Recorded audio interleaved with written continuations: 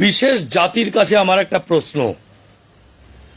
আমাদের হিন্দুদের মূর্তি পুজোটা যারা বলে হারাম, মূর্তি পুজো হারাম, তো সেই বিশেষ জাতি তাদেরকে আমার প্রশ্ন, তোমরা যখন হজ করতে যাও, ঠিক আছে, তো ওই কাবা ঘরে যে কালো পাথরটাকে তোমরা চুমু করো হজ করতে যেয়ে, তো সেটা কি হবে? উত্তরটা দেবেন, জ্ঞানীরা সঠিক উত্তর দেবে, আর মূর্খেরা দেখবেন আমাকে অজরে খিস্তি মারবে কমেন্ট বক্সে, দেখে নেবেন। তা বলছিলাম দাদা, আপনি জ্ঞানী মানুষের কাছে জবাব চেয়েছেন, অবশ্যই আপনাকে উত্তরটা আমি দিব। কতটা জ্ঞানের সাথে উত্তরটা দিব সেটা আমি জানি না, তবে চেষ্টা করব। যদিও আমি কোনো স্কলার না, বাট ইসলাম সম্পর্কে কিছুটা জ্ঞান তো আমি রাখি। তবে আপনার প্রশ্নের ধরন দেখে কিন্তু এটা আমি বুঝে গেছি যে আপনার জ্ঞানের পরিধি কতটুকু।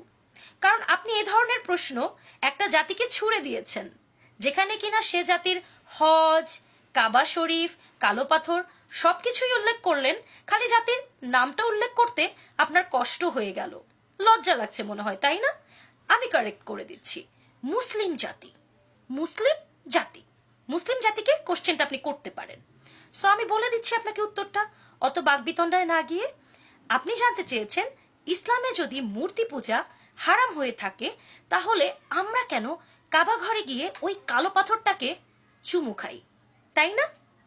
প্রথম কথা হচ্ছে, মূর্তি পূজা আর এই কালো পাথরকে চুমু খাওয়া কিন্তু এক জিনিস না।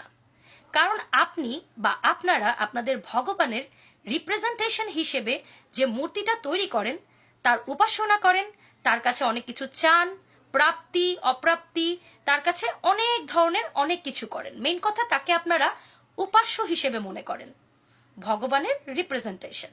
বাট এই যে কালো পাথরটা যার কথা বলছেন, এটাকে বলা হয় হাজরে আসওয়াদ। হাজরে আসওয়াদ, এই কালো পাথরটার নিজস্ব কোনো চমৎকারী শক্তি নেই, এর কোনো উপাসনা আমরা করি না, একে শুধুমাত্র আমরা চুমু খাই। কেন? কারণ এটা হচ্ছে একটা প্রতীকী বা সিম্বল, যেটা আমাদের প্রিয় মোহাম্মদ সাল্লাল্লাহু আলাইহি সাল্লাম নিজে চুমু খেয়েছিলেন এই পাথরটাকে একটা পবিত্র পাথর হিসেবে।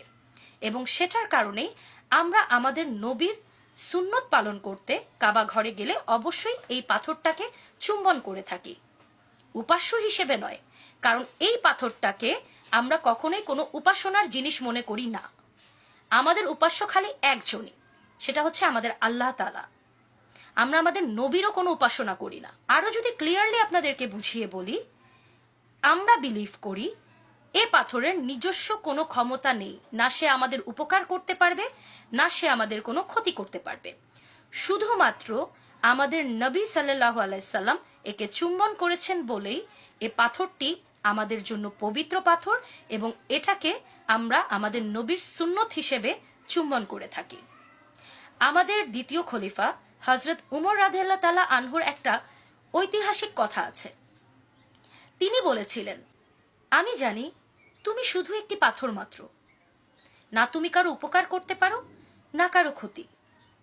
আমার প্রিয় নবী হযরত মুহাম্মদ সাল্লাল্লাহু আলাইহি সাল্লাম যদি তোমাকে চুম্বন না করত, তাহলে আমি তোমাকে কখনোই চুম্বন করতাম না।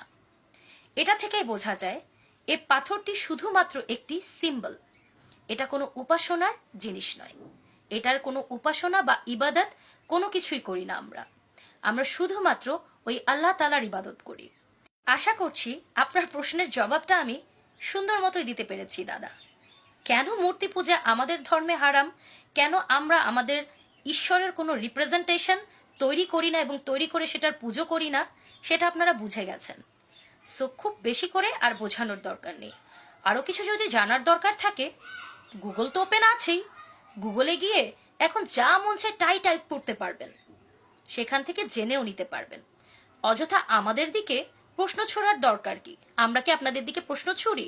হ্যাঁ, শুধু শুধু আমাদের দিকে প্রশ্ন ছুড়ে একটা ধর্মীয় বাকবিতণ্ডা তৈরি করার জাস্ট চেষ্টা মাত্র।